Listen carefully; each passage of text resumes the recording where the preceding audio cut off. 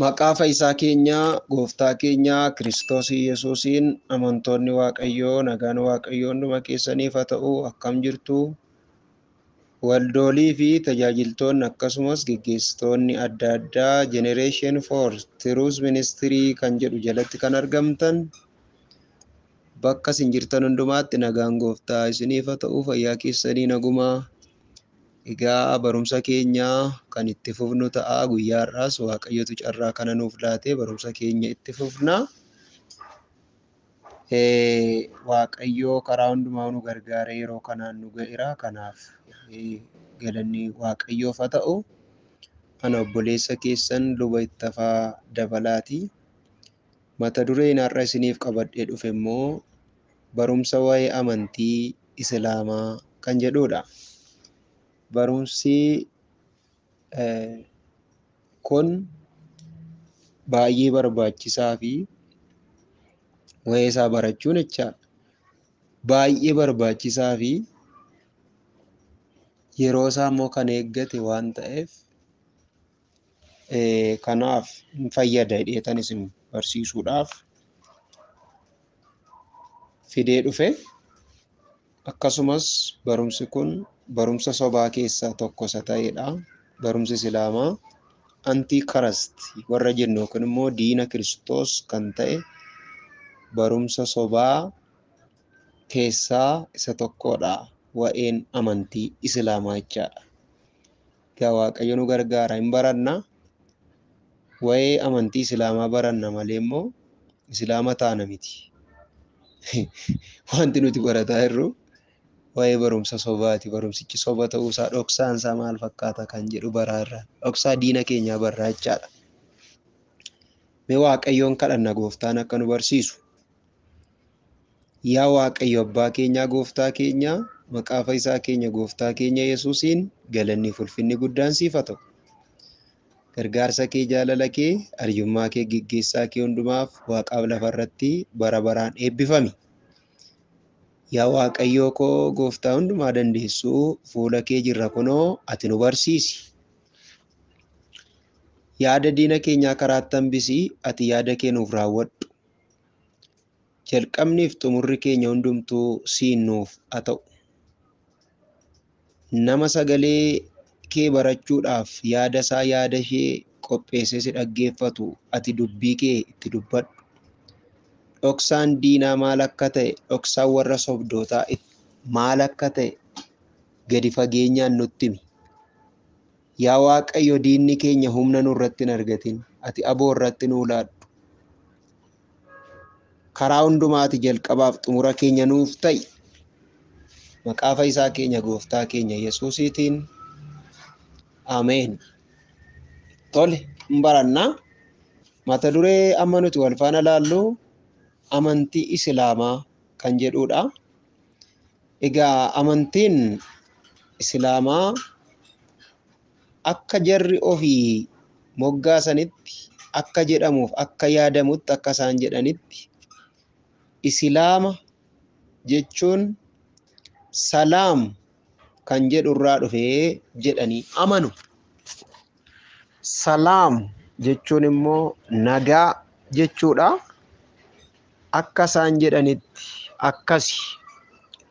Egaa Islaam jechuunoo salaam kan jedhu nagaa irraa dhufee hojiin hojjetu amantiin ni geggeessu immoo nagaadhaayii kan jedhu isuma aniif isin beennu dhugaa irraa kan fagaate ta'uunsaa ni beekama jechaadha. Innaa Islaam kan jedhu submitted to Allah. Allaatti of kennu, Allaadhaaf bulu jechaadha. Egaa Allaatti harka kennachuu, Allaadhaaf bulu jechuudha Islaam jechuun. Egaa amantiin Islaamaa jaarraa torbaffaa keessa dhaloota Kiristoos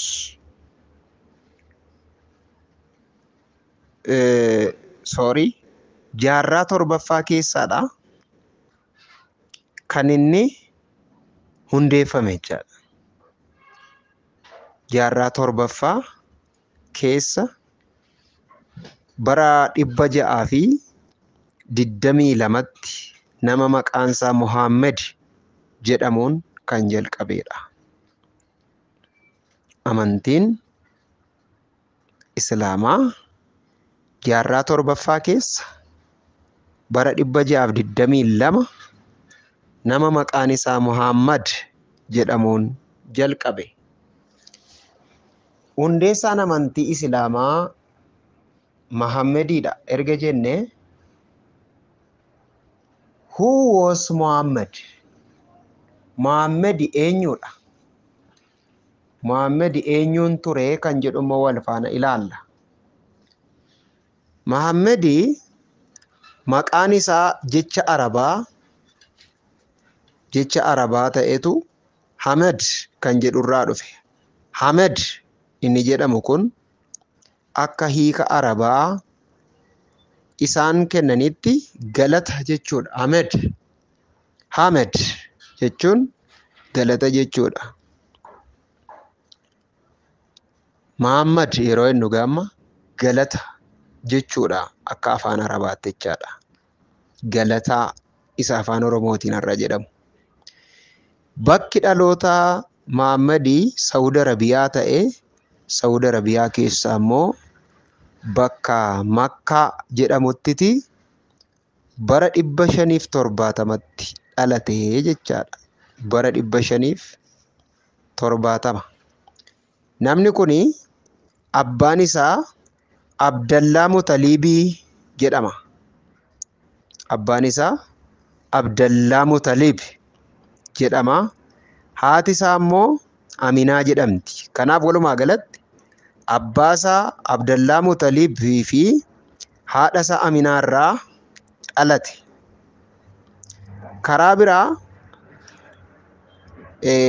Abdallaa Mutalib kan jedhamu kun Abu Taalib hin jedhama. Takkis Abu Taalib hin jedhama.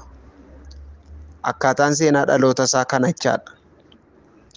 Utuu Aminaan ulfaan jirtu, Aminaan haadha isaadha. Utuu Aminaan ulfaan jirtu Abdallaan irraa jechaadha. Abdallaan immoo irraa du'e. Aminaan utuu ulfaan jirtu abbaan Muhammad maal ta'e jechaadha? Irraa du'e. Abbaan Muhammad ijoollummaatti irraa du'e jechaadha. Kana jechuun hiikaan isaa jechaadha. Egaani abbaan Muhammad abbaan isaa ijoollummaatti akka inni irraa du'e akkasitti hubanna. Seenaan wayee kana yeroo lafa kaa'u jechuudha. Kana duwwaa miti.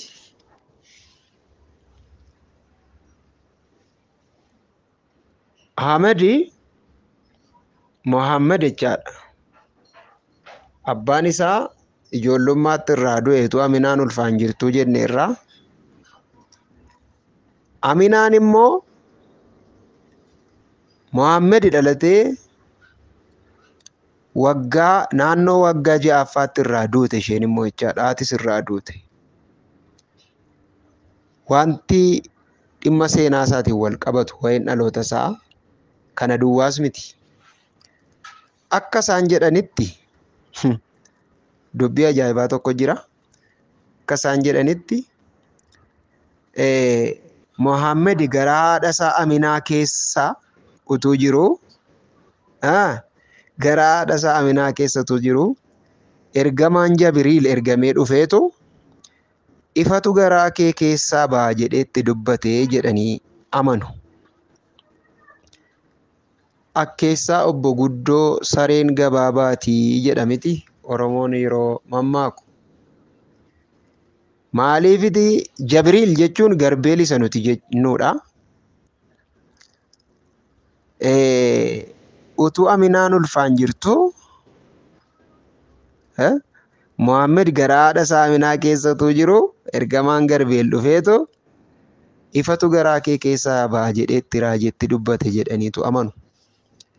Sanyii isa nuti amannu isa macaafni qulqulluun ergamaan garbeelii gara durbee Maariyaam dhufee Atiin ulfoofta ilma deessaa maqaa isaas Yesuus jettee moggaaftaa. Inni immoo ifa biyya lafaatii fayyisaadha jedhamitiire. Isaan immoo isa kana ofitti galagalchachuu barbaadaniitu yaada akkasii haasa'u, garuu hin danda'amu, hin danda'amnes. Kanaaf ifatu garaa kee keessa jira jedhee dhufe Garbeeliin itti himeeraa jedhu. Kana duwwaatu hin taane erga Muhammad dhalatee immoo waggaa sadaffaatti Muhammad dhalatee isaa waggaa sadaffaadhaan jiru ergamoonni lama gadi bu'anii samii kana keessaa gadi bu'anii onnee isaa keessaa baasanii baqaqsanii miicanii qulqulleessanii itti deebisanii jedhaniitu amanu. Onnee keessaa baasanii miicaniitu ergamootatu Allah biraa dhufanii onnee isaa miicanii itti deebisan. Kanaafi Muhammad cubbuu hin qabu jedhanii amanu. Maaliif? Onneen miicamteetti waan ta'eef. Cubbuu kan hojjettu onneedha.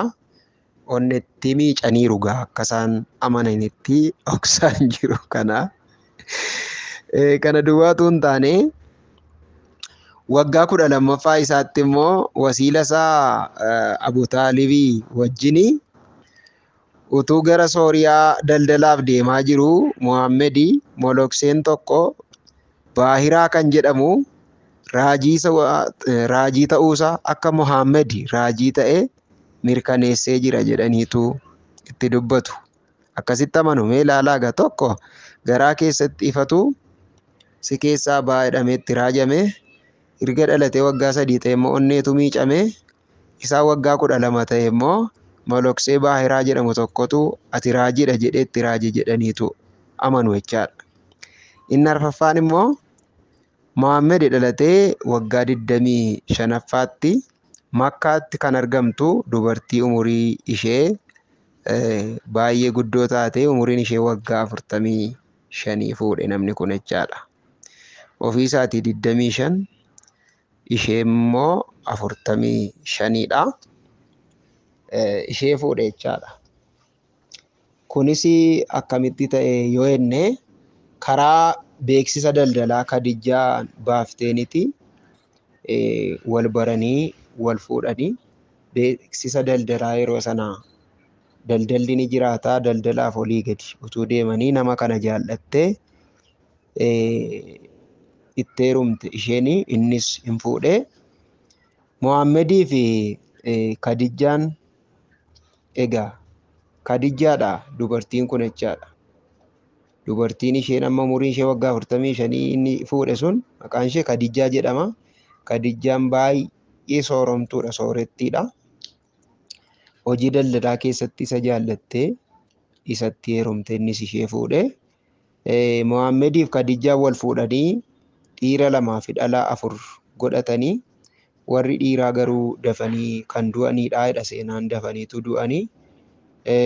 Ofii isaatii namichi kun Muhammad immoo Muhammadii bara 732tti du'e. Ofii isaatii kan inni godaane lafa kanarraa jechaadha. Muhammad erga Kadijaan duute dubartoota 9 ol fuudhe. Dubartoota 9 ol fuudhe. 13 kan jedhamu jira.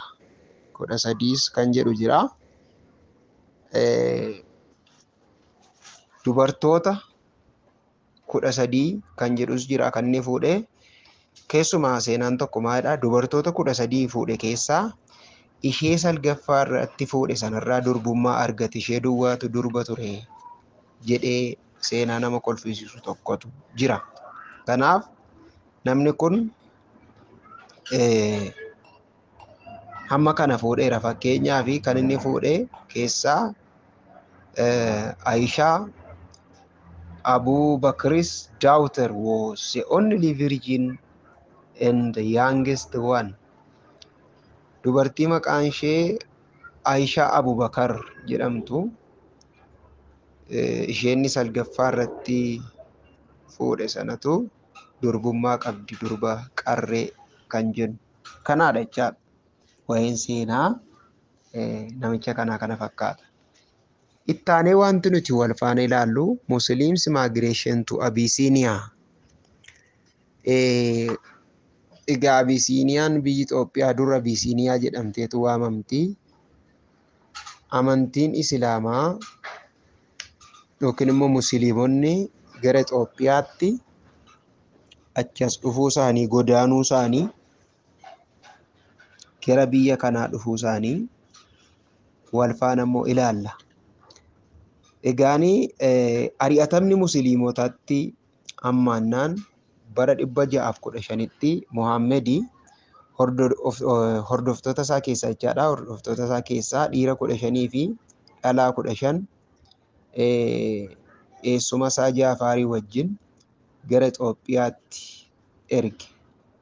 Gara Itoophiyaatti ergee dhaqee akka haala ilaalan, akka isaan daawwatan, akka isaan basaasan ergee yeroo sanaa mootiin biyya bushu, mootiin Abisiiniyaa, mooticha Abisiiniyaa yeroo sanaa immoo baqattoota kanaaf godoo kenneef yookiin immoo iddoo kenneefi dhumarrattis dhimma ari'atama isaanii yeroo ilaalu dura bu'aan warra godaantotaa Musliimaa sunii waa'ee barsiisa Mohaammed suura Maariyaam 19:16 hanga 21 irra kan jiru akkaataa ajaa'ibaa dhaloota Yesuus Kiristoos itti dubbate jechaadha. Gowwoomsuudhaaf jedhee suura Maariyaam kan jedhamu qaama quraanaa keessaa tokkodha. Suura 19 ahaata 16 hanga 21 amma ahaata 16 hanga ahaata 21. Suura jechuun boqonnaa sanuti jennuudha. Ahaat jechuun immoo lakkoofsa jechuu keenyaadha.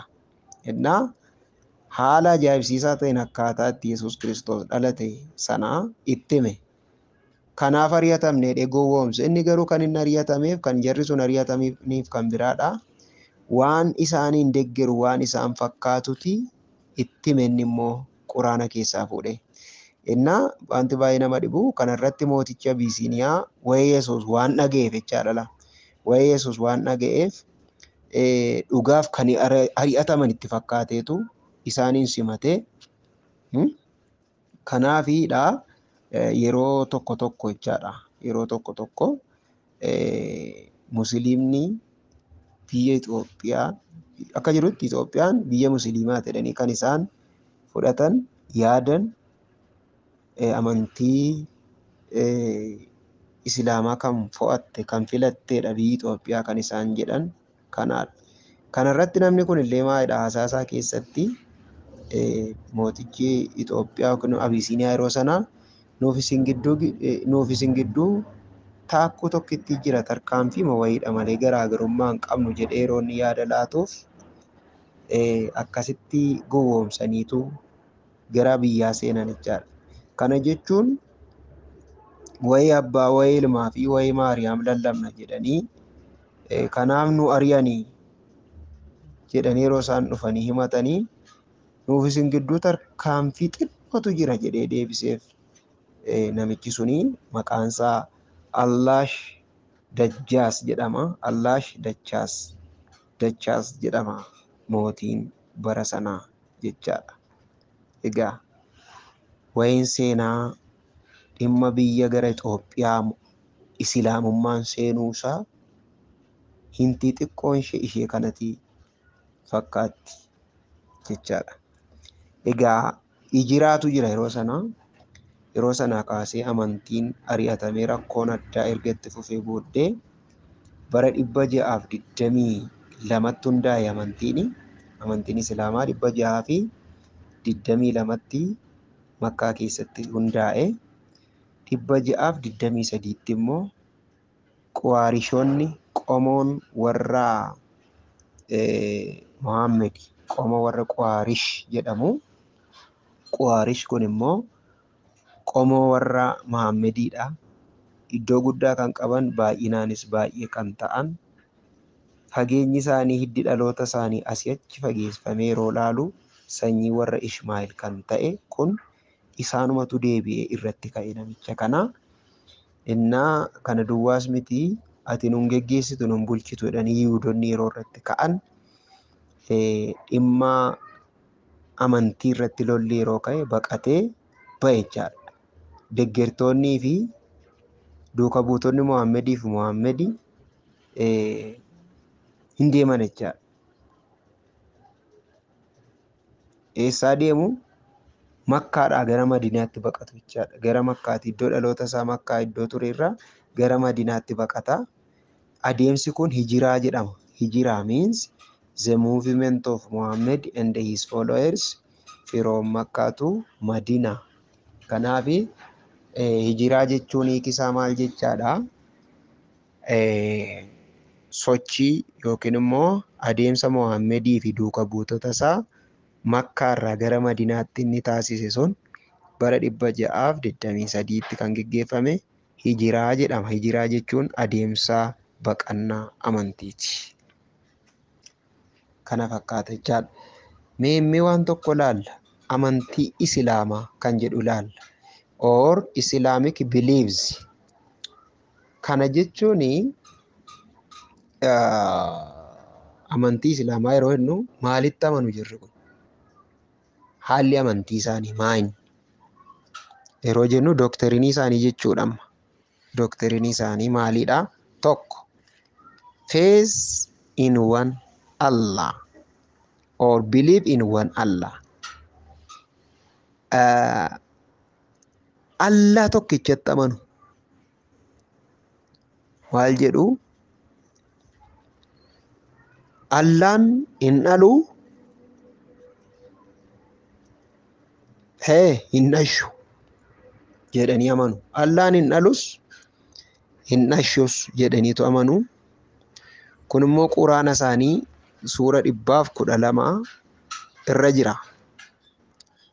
Allaan tokkicha, laa ilaaha illallaa jedhama kun. Laa ilaaha jechuun Allaan tokko jechaadha. Allah tokkichatti amanuun kuni tawaahidii jedhama. Tawaahidoo bakka warri ortodoksii tawaahidii jedhama yaamu. Tawaahid jechuun foonii fi waaqummaa isaatu wal make Yesuus jedhanii amanu warri ortodoksiin isaanii yeroo biraatti dhufna. Tawaahid jedhama Allah tokkichatti amanuun.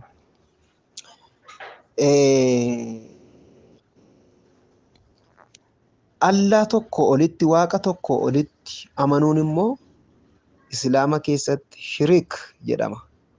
The opposite of tawaahid is shirik. Shirik jechuun waaqa tokko olitti amanuudha.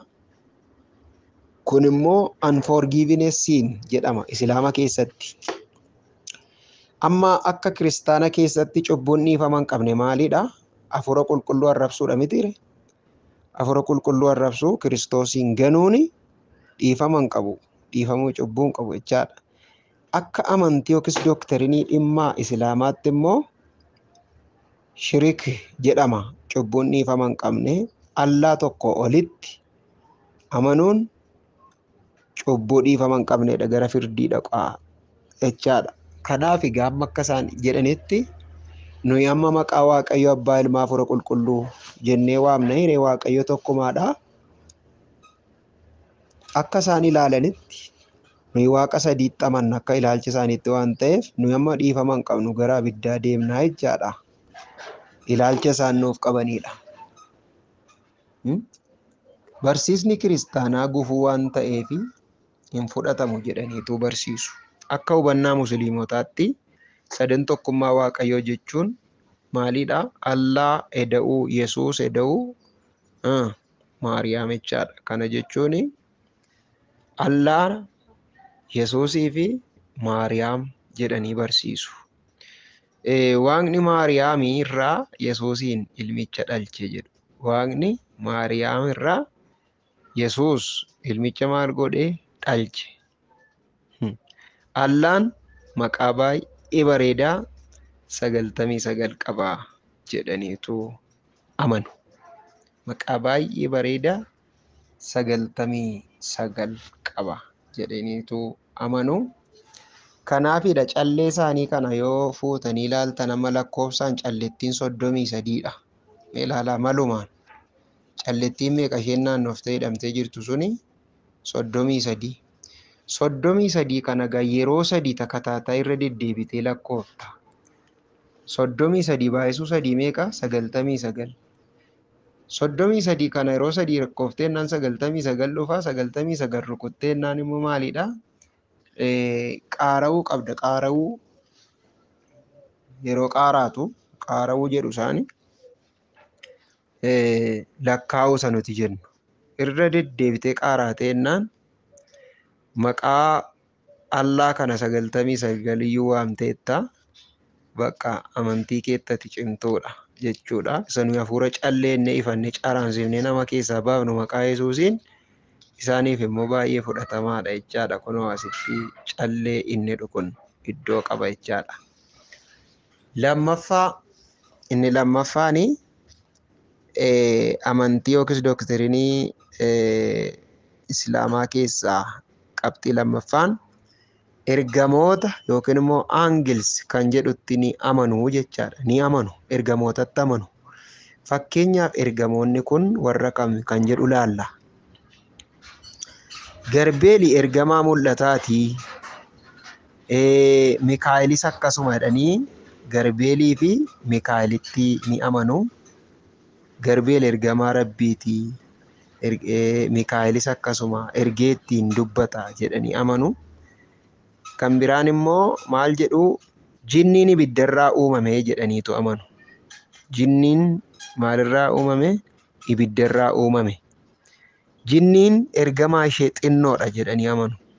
Seexanni isa guddicha, jinniin immoo ishee xinnoodha jedhaniitu amanu. Jinni inni guddaan shaaxana. Jinni inni guddaan akka isaan amananitti akka isaan beekanitti maalidha? Jinni inni guddaan shaaxana yookiin immoo Ibiliis jedhama.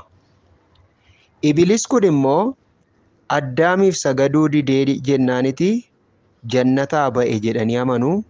Quraana suura 17, 11 hanga 18 irra jira kun immoo. Ibiliis yookiin immoo shaaxanni Addaamiif sagaduu dideennaan jannata Eden, jannata Rabbii keessatti kanaaf gadi ba'ee Quraana suura 17 ahaata 11 hanga 18 irra jira akkasitti amanu. Egaa akka ergamoonni jiran ni amanu jechaadha. Akka ergamoonni jiran ni amanu. Akka qorannootti ergamoonni baay'een isaanii musliimota ta'aniiru jedhaniitu amanu gaa. Akka quraanaatti qorannootu hin taane akka quraanaatti jechaadha. Akka quraanaatti ergamoonni baay'een isaanii maal ta'aniiru? Musliimota ta'aniiru. Kun immoo quraana suura 72 1 hanga 19 irra jira. Baay'een isaanii islaama ta'aniiru jedhanii amanu. Kan biraan hojii guyyaa guyyaatti namni hojjetu kan galmeessanii gatiittii bitaa fi mirgaa namaa irratti madaallii ta'ee ta'a jechaadha. Ergamoota lamatu jiru. Nama dhiba. Nama dhiba. Kanaaf baay'ee nama dhiba. Harka kee bitaa mirga kee gatiittii bita kee mirgaa kanarratti ergamoota lamatu jira. Guyyaa guyyaatti hojii hojjettu galmeessaa oolu. Sagaariis isaa maasii galmeessaa oolu. Ergamoonni kun lamaan jedhaniitu amanu.